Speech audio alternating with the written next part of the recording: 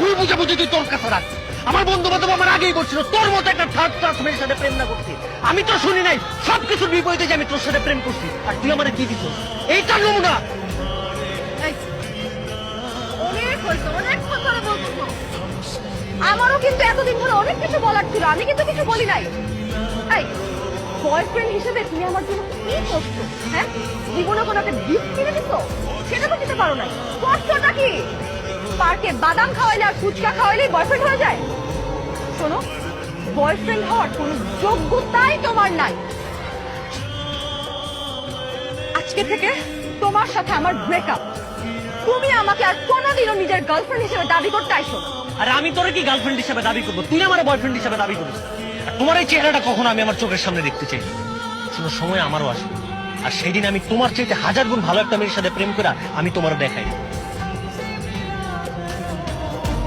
তোমার মতো ফকিরনির সাথে কোনো ফকির কি প্রেম করবে? কোনো ভালো